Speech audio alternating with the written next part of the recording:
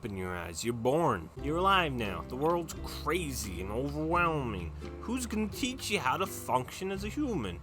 Ding, ding, ding, ding. Parents or guardians. Hey, I can walk now. Hey, I know colors and shapes now. Hey, I know the alphabet now. Hey, I know how to count and communicate now. I'm pretty smart, thanks, Mommy, Dad. For a while, every next step to growing up, all you have to do is ask your parents, and they'll tell you, and you'll be a bit smarter. I must consult the Oracle. Oracle, please answer my query. I must know, why are flamingos pink? Oh, thank you, great beings. For now, I know flamingos are pink because they eat shrimp. Kids see adults as these all-powerful, all-knowing celestial beings. We're up in the sky, head in the clouds. Can't really see anything except for small little glimpses, small snippets of the earth. Tiny little bits of info about the world, which vividly paint our point of view. And for better or worse, our parents sort of mold a lot of that perception, as well as school, the media we consume, our personal connections and experiences. As we grow older, our vision of the world changes, including of our parents. Over time, we realize that they're just human beings too. And as we get closer to the age that they were when they had us and raising us, you realize, wow, we don't know a lot of shit, and they didn't really know a lot of shit either. It starts poking holes in this little overinflated expectation, and the air starts to seep out. The hot air balloon that you're in, from my metaphor from before, where you're heading to clouds, it starts barreling down towards Earth to the more grounded reality, bringing you back down to Earth as you will, or bringing to Earth because you've never really been there. Suddenly, hit the real world, and we look around, we realize, I still don't know fucking anything. Even if you become really smart in one area, you still know nothing about others. Like, oh, in between, storyboards, onion skins. Oh, fuck. Sure, that makes a lot of sense. But I'll be damned if I know what a fucking carburetor is. I used to fantasize as a kid sometimes, and, especially in high school, about how I couldn't wait until I didn't have to go to school anymore. I'd have all the knowledge I needed to become a cartoonist or an animator. It's stupidly not realizing that you need to kind of take the steps to get there as school years go on, so that when you finally do graduate, you're on the path. And suddenly when I did, I was hit with this huge wave of, oh shit, what the fuck do I do now? Even then I figured, I'm 18, I've still got time, let me figure shit out. I bet by the time, you know what? By the time I'm 25, I'm gonna have a driver's license, I'm gonna have my car, I'll have my own house, I'll be starting my own family, maybe I'll have my first kid, I'll be out of odd jobs and then my career. Come on. But where am I now? I gotta tell you, I'm 26. 6 months ago, I moved into my own apartment for the first time in 5 years. It's only the second time that I've ever had one. I still don't have a driver's license, let alone a car. I couldn't imagine bringing a child into this world right now, with where my life's at. I've held 9 different jobs since I graduated.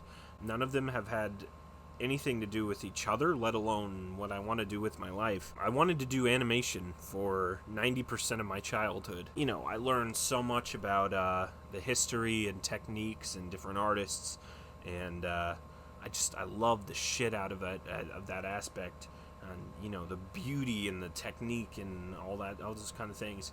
And then one day, after high school ended, I sat down and I started drawing in Adobe Flash, and I sat down, I made this little animation, this one right here. It took like an hour, 2 hours. I sat down and I realized, oh shit, this is boring. I don't have the attention span to do this. Now what? My high school rock band didn't make it like I was sure that we would. Didn't become big and famous. Still haven't completed a full rough draft of my planned comic book series. I'm less sure now of anything than I've ever been in my entire life.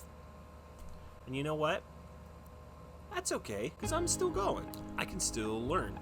I could still change. There's still time. I think people are afraid to admit, for fear of sounding stupid or for some sense of pride that they don't know something, or or even that they don't know everything about something that they've become knowledgeable or passionate about. If somebody asks you how the hydraulics works and you don't know, you might feel this pressure to be like, oh shit, this guy's testing me. He just wants me to look like an asshole. I bet he really does know how hydraulics work, but he's gonna ask me about it, and then he's gonna make me feel look like an asshole because I don't know. Well, guess what? I'm gonna just pretend that I know. The hydraulics, it's like a tube of water. I squish it, and it makes your car jump up and down. You thought that I was a fucking idiot. I bet you feel like one. Well, guess what? You don't have to feel that pressure that you'll look stupid if you don't know. Just take a second and realize this is real life. It's not school anymore. It's not somebody just making fun of you in the hallway. Even if it is, if that's where you're at in your life, it doesn't matter. Especially if you're in school, you're there to learn. Like, nobody expects you to know everything. And hey, look, if they're asking you, there's chances are they don't know what the fuck's going on either. For the most part, I think we're all in the same boat. And you know what you can do in that situation? Hey Siri, how do hydraulics work? Oh fuck, it's actually... Here's what I found from Britannica.com. Hydraulic power, also called fluid power, power transmitted by the controlled circulation of pressurized fluid, usually a water-soluble oil or water-glycol mixture, to a motor that converts it into a mechanical output capable of doing work on a load. Okay, thank you, Siri.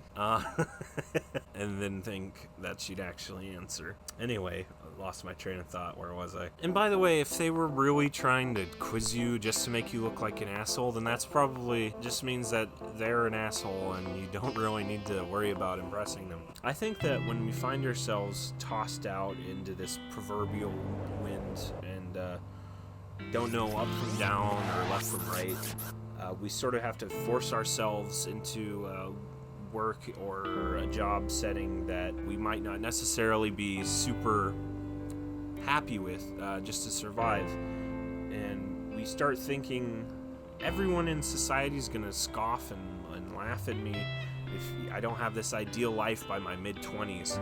You know, most people don't have that. It's not something that everybody gets. Most people, I think, have regrets and aren't 100% satisfied with what they've done or beat themselves up for it. And here's the other thing is that nobody really gives a shit about you. And that might sound harsh what I'm saying, but let me explain. It's kind of freeing. Everyone else is focused on what's happening to themselves, and they're trying to stay upright too.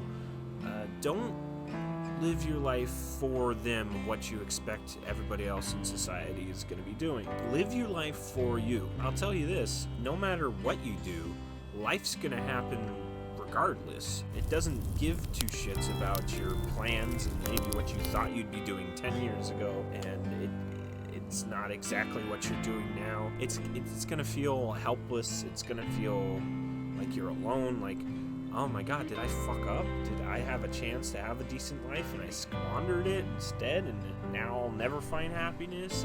It's this fear of failure before you've even started. I've experienced it myself for a lot of my life. I've let it rule me for long periods of time. It can feel crushing and hopeless, and you might not even want to keep on living. And, you know, you might write songs and internet videos about it in an attempt to feel a little bit better about yourself. But you have to know, you're not alone in this. This is something that happens to lots of different people in the nicest way possible. You're not unique in that way. You could be unique in plenty of other great ways, but life being hard is not a unique experience for you. It's kind of the way that it is, but you don't have to feel like you're alone in that. People, I think, are also afraid to admit when they realize that they've been thinking about something the wrong way for a long time, like, oh shit, I was an asshole this whole time. You know, when they're presented with new information and they think, I guess I've backed the wrong horse this long, I might as well just keep at it even though I'm an asshole. Gotta finish the race. Well, here's the thing, is nobody knows everything. We're all a little bit stupid, and that could be kind of hard to admit sometimes. But the only way that we can get smarter is by admitting that. Oh, I guess maybe I don't know exactly as much as I thought I did, but I can. And, it's never too late. There's this misconception, I think, that you only learn for as long as you're in school. As long as you're in high school, and then if you go to college, as long as you're in college, then you're done. You have all the info that you need for the rest of your life, and if you didn't get all the info that you need, that's your fault. It can feel really scary. It's like you get out into the real world and you feel like, did I screw up somewhere? Did I miss something? Everybody else seems like they're doing their shit, and I'm just sitting here like an asshole. Well, the truth is, you never stop learning. You never stop growing. There's no deadline to life except death. Like, you physically might stop growing when you're 26 years old. I know that's the actual... We're not talking about biologically here. You can graduate at 35. You can start learning a new language in your 40s. My uncle learned Chinese. I don't remember which one it was, because there's Mandarin, it doesn't matter. But yeah, he started learning Chinese. That shit is very, very hard. One of the hardest languages to learn, I think. He started learning it in his 50s. So you could start a new skill and start learning things in your 50s. He was in school for a lot of my childhood in his 40s and 50s. And guess what? You can have a double doctorate, master's supreme in surgical rocket engineering and with extra sour cream, and still be a basic ass bitch beginner baby in baking brownies. What the fuck's a whisk? I'm gonna let you in on a little secret. It's all around here. Wait, that's only gonna work on computer browsers. Otherwise, here, let me say it's like up around, I don't know, I didn't think this through. Here's the point.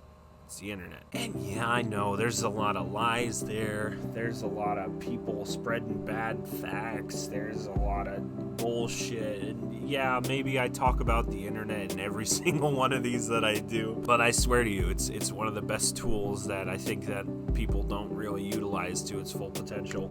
You can find peer-reviewed, legitimate information online for free if you seek it out. A lot of people, if you want to learn a skill, there's 100 people putting out videos on how to do it for free. You don't have to maybe watch a couple ads. Everybody, the fucking ads is everywhere now. The media consumes all hail corporate, but it's all out there. Like, check this shit out. Did you know, here's a fact, deep sea squids have glow-in-the-dark organs that marine biologists theorize is used to communicate with each other through bioluminescence. Did I know that off the cuff? No.